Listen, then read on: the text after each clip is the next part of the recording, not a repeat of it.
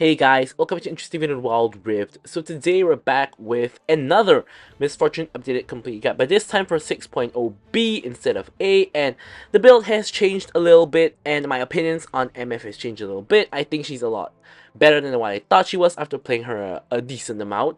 But of course, as usual, before we really get into it, don't forget to check out MF's basic guide that I'll put up in the cards above right now for skills, leveling order tips and tricks, as well as a couple of combos. But without further ado, let's jump straight into it. So, firstly, I think that the best build right now is this Dust Blade into crit build. Because why? Basically, with tanks being rampant right now, of course, lethality is not really going to be the best. And first strike also not really the best. We'll get into that a little bit later on. But basically, I think you want the early lethality to kind of deal with the lane and kind of snowball. Then you want to go into crit, which is more consistent. So what we're going to do with it is Gluttonous Grease first for the AD and the Omnivamp. Then we, of course, have Dust Blade for the early huge amount of AD, early huge amount of armor penetration, as well as the Night Stalker passive, which will of course proc on your Q to increase your Q damage. Then we of course have the Collector for both armor pen as well as crit, and this will of course also give you the Death and Taxes passive, which will easily proc on her ult and get you bonus kills. Then we go into IE. Of course, you have a guaranteed crit on your bounce, so it's always gonna proc your IE, and of course it gives you a lot of AD as well. And of course, your final two crit items, you want to go for more Reminder, gives you the Armor Pen and the Grievous Wounds. And since you're still not yet at 100% AD and you kind of want a defensive item, Shield Bow last item is generally the item of choice. Gives you, crit to put you at 100%. It also gives you the safety of that additional shield. So for the runes, now it's come to a point where I've spent like many patches playing MF and debating between whether I think First Strike is better or Empowerment / PTA is better, and now I think that I finally come to the conclusion I think PTA is better 100% of the time. Now I'll talk a little bit more about why in the gameplay, but basically you always want to go for PTA on any MF build from now on. I probably am going to prescribe that in all my future MF videos as well. So we are going to go for Brutal, of course, for the attack damage on your auto attacks, because obviously we attack a ton as an ADC. Giant Stare to deal with the tanky targets or your health builders, which pretty much are going to appear in every match. Alacrity just for a little bit more DPS. And we of course have Bone Plating just for that additional defensive capabilities in lane and in the later stages of the game. So for the spells here, we do have Flash as well as Cleanse. Of course, the spell is situational, so you could go for Cleanse, Barrier, Exhaust, or Heal even. All of these usual options. You probably don't want to go for Ghost, but of course I will of course refer you guys to the ADC spells video that I did. I'll leave it up in the cards above as well, so refer to that if you guys need to. So without further ado, let's finally jump into our gameplay. Okay, so let's hop into the gameplay itself. Now, as usual, of course, don't forget to drop a like, comment, and subscribe. Any questions, queries, or remarks, feel free to leave them in the comments below, and of course, be sure to address them. So MF was someone that I kind of thought was weak for a pretty long time, but of course the meta shifts and things like that. But I know there's going to be a little bit of action at the start of the video, so let's take a look. First, Blitzcrank whiffs the hook in between. We're getting into our early game fight. MF is pretty strong in early game fights. However, you can see here that MF as a single champion is no match for two range champions attacking me, and I just end up dying level 1. Honestly, I think after Blitzcrank missed the hook, we probably shouldn't have committed to the fight, because Blitzcrank is essentially a non-champion after he missed the hook at level 1. He's literally a minion, so I kinda had to fight 1v2 there, and the fight started off pretty good, because obviously MF does a good amount of burst, and as I did onto Kai'Sa, but then of course, slowly but surely, I kinda got run down, which is obviously a mistake on my part. So, as I was alluding to earlier, I actually thought MF was not very good, but of course the meta has shifted, and furthermore, my opinions have kind of changed as well. And after playing MF for a decent amount in quite a number of patches, and a lot of champions like Samira, Kalista, and Lucian becoming weaker, obviously other champions will become stronger just comparatively, even if their power levels didn't actually change, because when of course people drop down, they bump other people up, because at the end of the day, it's a zero-sum game in terms of, let's say you have 10 ADCs that are ranked 1 to 10. If someone's dropping from 2 to 6, the person at 6 is going to be bumped up at least one spot, if you guys know what I'm trying to say. So overall, MF is not really the typical kind of champion you would think is good in a tank meta, because she doesn't really deal with tanks very well. However, what really brings MF value to the table is really the fact that she has a very strong early game, like so. You can see here we get the hook onto Karma. Karma goes down.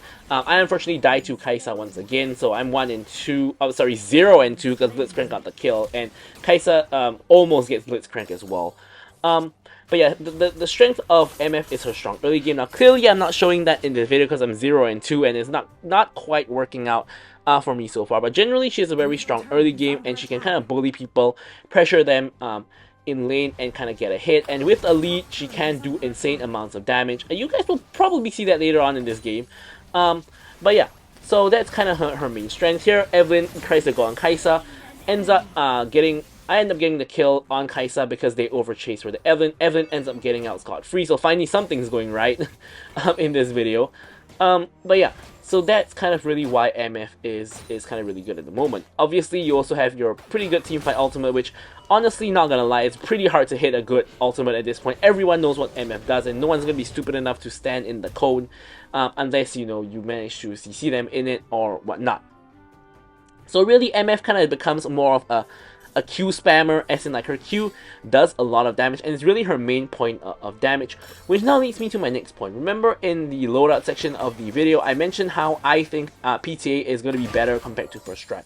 Now why do I think that's the case? Well, basically the main reason is MF is a pretty like bursty champion, right? Like really you go up and then you burst people down like with your auto and your Q, and then you kind of just end up having to auto attack them to kind of do the rest of your damage, because after your Q is down, that's your burst gone, right? So you don't have your Q burst anymore.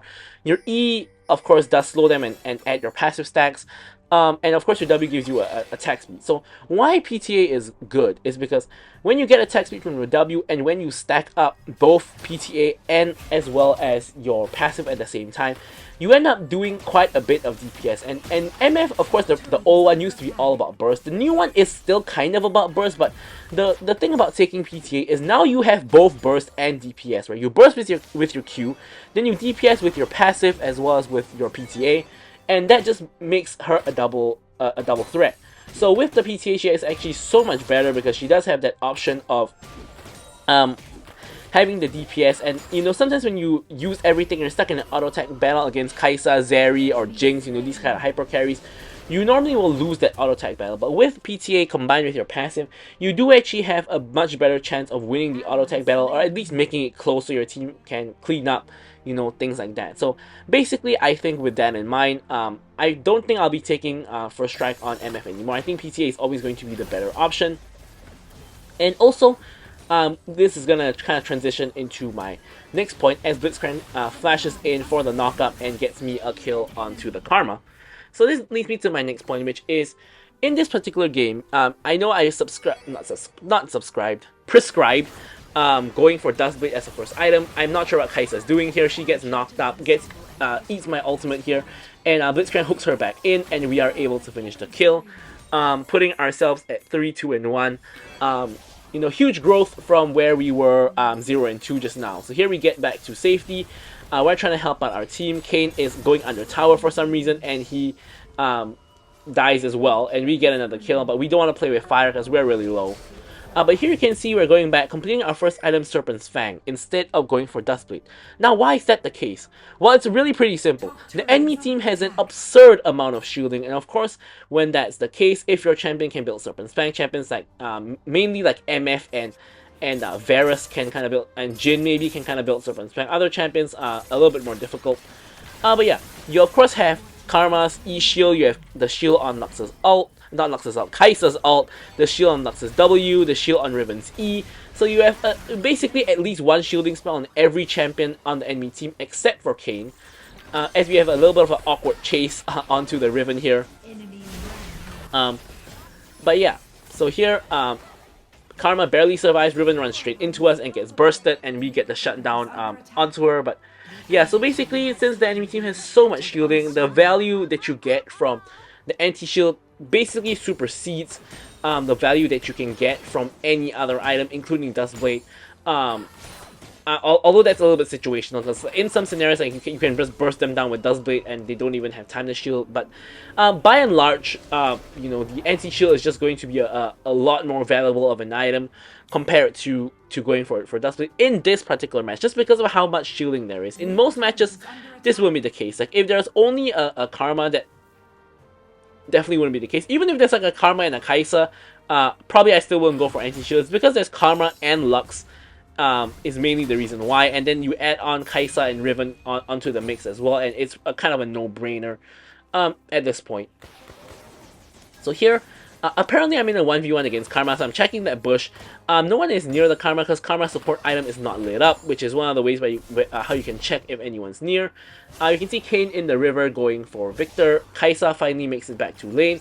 We're trying to rotate over, but Victor is riding back to his tower, so there's not a lot we can do. Kai'Sa ults onto me, and I'm actually really low, but Blitzcrank chain CCs Kai'Sa, and we're able to get the ult off onto Kai'Sa within the Blitzcrank CC. And Kai'Sa, of course, pays for it with her life. Pretty good engage by Kai'Sa, though. I think I might have made that play myself, seeing the Blitzcrank was split up from the enemy ADC. But unfortunately for her, Blitzcrank was able to zoom his way back in and, of course, you know, put a wrench in the plans of the Kai'Sa. So here, we're headed to mid. I'm not sure why we're going mid here, to be very honest, since Victor is already there. But we go mid, I guess, to see if anything can be done. Nothing much, so we're going to head back to bot. Of course, Blitzcrank is now kind of walking to bot as well. I'm getting a ward down. Of course, Kai'Sa can pull out the same stun, aside from the fact that she doesn't actually have ultimate, because she kind of just used it. Blitzcrank now running straight at Kai'Sa. Yeah, Kai'Sa had to flash there, because otherwise she would have probably gotten hooked, unless she sidestepped to her right, which would have avoided the hook. So now we're left with some alone time on the tower. A play is actually made by Blitzcrank onto Kai'Sa, but it's a little bit awkward because Karma comes in from behind, so I'm gonna have to flash the wall back to safety. Kayn is now in as well. I'm just blasting Kayn. I kill him with like 3 auto attacks with the press the attack proc, as well as of course the MF passive as well. Now Kai'Sa's running straight at me this time. She nearly gets procced on you know, with everything. I try to get off ult, but Blitzcrank CC doesn't hit. But you can see here how it works. Like the DPS that I have onto Kai'Sa is pretty good with, of course, those you know, the combo of PTA as well as your passive. So you can kind of see how it works already just from this play itself. And now I've managed to find myself very far ahead. You can see in terms of gold, I'm 1.5 up on the Kai'Sa, even though we started off the game with 0 and 2, you know, being 0 and 2, and we're by far the most gold in the game. Riven, though, is very closely behind us. She's 6 and 2 herself, and Yasuo has kind of been hardcore feeding her, but of course that is part and parcel of the game, and we're gonna see how we deal with it. Karma has gone for a Frozen Heart first item, so she's building like tank support Karma, but yeah, I mean, I don't know. Frozen Heart is good against myself and Yasuo, but you do have 2 major magic damage sources on the enemy team as well, so I'm not sure if this is really the game to be going for tank Karma. But regardless, here we've pushed out the wave. The dragon is going to be spawning soon. We're kind of just hovering around to see if Victor gets engaged on. Blitzcrank now looks like zooming in for an engage himself. Tries to hook the Lux, does not really work out. Karma now making her way up. Blitzcrank is running after her, procs the knock up onto her, gets rooted by Lux, gets kind of chain CC'd and ulted by Lux, but that means Lux doesn't have the spells anymore for the dragon fight. Yasuo chasing Kai'Sa, and he is able to pick up that kill. Now huge hook comes in. We're trying to kill the Kayn who got hooked, but Kayn is able to get away, at least for the moment, until Victor finishes the job. Now Blitzcrank's in pretty deep. Gets rooted by Lux, barely misses the hook, but now we are going to be able to get the dragon because the enemy jungler you know, is of course dead, and this means that we will be able to get it for free. Blitzcrank now going back again. It looks like Karma might be about to get dove.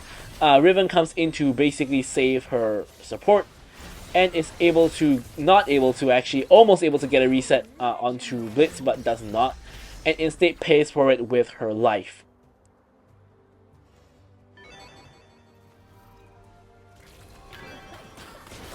So here, I'm pretty close to IE, so I'm taking these Krugs, and I'm just trying to get the farm that I need to get IE. Next wave is pushing in as well. So here I'm just going to clear up this wave.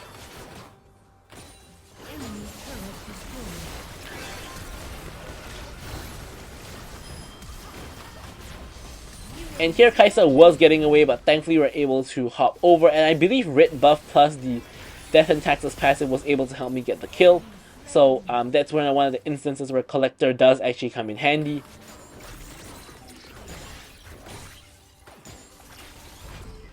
Huge wave has accumulated in mid lane again, so we're headed right there to kind of just clear the wave. Of course, we don't really want enemy wave to just be constantly pushing into us. That's never a good thing.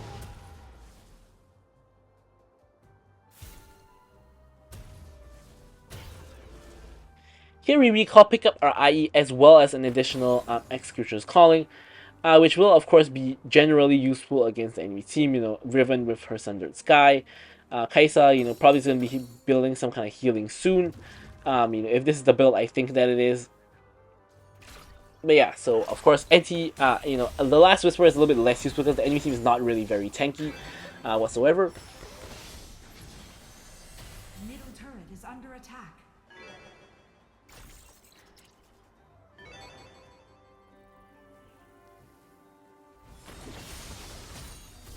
Enemy turret destroyed. Here we are really low, so we kind of do want to be a tad cautious here. We don't want to overstep and end up donating our life over to the enemy team. Here comes Kayn, so we're kind of gonna back away. Blitzcrank's handling the problem. Ally slain.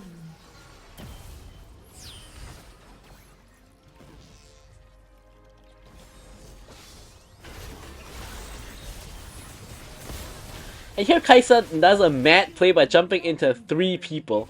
Unfortunately, here she has Runans, and she needed one more auto to proc against both me and Blitzcrank, who were both low. I don't think we would die from that passive proc though. So I don't think that was really the best play by her. But either way, I'm gonna pick up the Stasis. I think Stasis is probably the best way to go here. Since I already have Cleanse as my summoner spell, of course we can Stasis when the Lux hits us with the binding and we don't have Cleanse, or when King tries to go in on us, when Kai'Sa dives us, situations where a Stasis would be good are kind of endless at this point.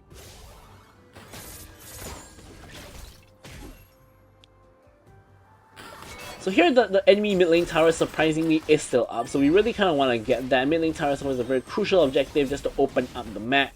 We've already got the side lane tier 1, so we really need that mid lane, which we does get. And Karma gets hooked and basically just one-shot by me. So you can see even with the press the attack build, you can still easily one-shot people. You don't necessarily even need the first strike. Another hook comes in, insane, and down goes the Lux. Riven is 1 HP now, she's running away. And now we're flashing forward, we get a double and we get a triple, and I believe that's a quadra. Yeah, it was a quadra, so with that quadra kill, we have the wave and we can kind of push in. Although the kind of main issue is that we can't really end yet, of course, because Karma is kind of going to respawn soon, and also, of course, because there is this Nexus shield that is kind of preventing us from really ending the game. So there is Karma to run interference. We get rid of her eventually, but it's a 1-for-1 trade between supports. I here pop the Stasis because that tower shot was going to kill me, of course. So kind of a little bit of a waste of a Stasis. To kind of block the Nexus shot, but hey, it is what it is. You gotta do what you gotta do to survive. So now with the Nexus tower, sorry, not Nexus tower, Inhib tower down, we are going to recall, restore our health and mana, and of course we pick up our More Reminder as well. So basically almost full build at this point. I mean, honestly, you guys can see the current situation right now. We're like 16-2. We're like 5k gold up on basically almost anybody, even on our own teammates. So essentially, we are like super duper fed at the moment, despite that horrible start to the game. So at this point, honestly, we are just so far ahead that things should all kind of be great. However, we don't want to throw. So here you can see Evelyn is kind of not. I wouldn't say getting caught out, but she is near a bunch of enemies, and I don't really want to take any unnecessary risks. So here I'm just going to leave the premises and I'm just going to go back to mid and join up with my Blitzcrank. So here, honestly, we kind of need to go for the Baron here because we basically are not really able to kind of push in. You can see that we are really far ahead, but we're not really doing anything with it. So far, all we have really done is kind of just walked around and like did nothing much, basically. So you really kind of need to do the Baron. So here you can see I'm pinging to do the Baron. Unfortunately here we can see Blitzcrank catches out Kayn, or fortunately I don't know. But here you can see we basically one-shot the Kayn with the ulti. I go unstoppable. I still get hit by a lot of Lux's skills. And so far only Kayn has died. And I'm just trying to escape the fight. So here I'm just lifestealing off of the skull and just picking up some fruit as well. Now I'm going to rejoin my team, rejoin the fight. Blitz and Yasuo have both gone down, and the fight's full on. So here you can see Riven tries to go for the 1 HP Victor, but he tries to ignore me, but you just can't ignore the MF who has like 17k gold and is just gonna blast you into next week. So here Karma is about to get dove. I'm just taking out the tower. In fact, I don't really even care about the Karma, but since she's attacking me, I'm just gonna attack her. Karma is able to escape on 1 HP. I don't really care. I just want to push for the win. Evelyn's able to finish the job. I'm going for this inhib. And unfortunately, once again, the enemy death timers are kind of really desynced. So Kayn is up and is going to be able to defend here. We can't unfortunately just straight up just end the game right then and there.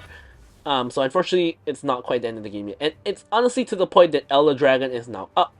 So now we're going to have to secure the Elder Dragon and then, move on from there. Now we are full build at this point with the shield bow. I leave the way for Yasuo because honestly when you're at full build you don't want to steal farm from your team. There's really no reason to at all, unless you need to clear the wave to prevent the enemy from ending the game or something like that. Here I get caught by the Lux Binding. I don't have my cleanse up, so I had to pop the stasis instead to prevent myself from getting one shot by the Lux, which it's only a 3-item Lux, but 3-item Lux can definitely one shot. Here again I kind of get caught by the Lux Binding, but thankfully I'm able to, I'm not even going to say outplay, but I'm able to survive somehow by the skin of my teeth, and I'm able to pick up the fruit here and get back to a healthy state. Now in the meantime, Evelyn's doing the Elder Dragon. She doesn't need my help, so instead I'm just going to push in the last lane that we don't actually have the push in, and honestly it's just Lux and Karma left, so pretty much the game is already won. Here with Elder, there's no way Lux and Karma can defend, so we're pinging to attack Nexus. I'm making my way there as fast as I can. Of course, with the W passive, it's a lot easier.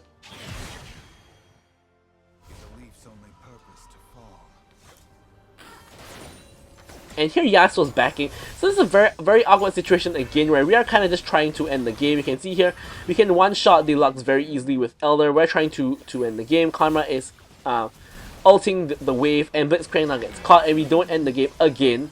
So probably our time is better spent either getting the bot lane towers or going for Baron. But yeah, it's just, I mean, the last couple of minutes of the game is just not very textbook, which is just not very good at all, because we're not really able to really kind of make the play that we need to kind of win the game. It's just, we're just giving the enemy opportunities to get back into the game, and that's really not what you want. So here finally me and Evelyn are going to two-man the Baron. We've had enough is enough. We get the Baron, and now we are going to go ahead and try to end the game. Now Kaisa in the meanwhile 1v1s the Victor and just dies to him, which obviously helps our cause of just ending the game like that. Karma dies to Yasuo as well. Inhib in mid lane has respawned at this point. We're going to remedy that situation. Lux tries to wave clear with the ulti. I'm just going to ult them, and basically they evaporate, and we get the victory here at long last. So yeah, bad start turned out to be a like 20 kill game. I'll leave you guys with the stats as usual. Thank you guys so much for watching the video, and goodbye.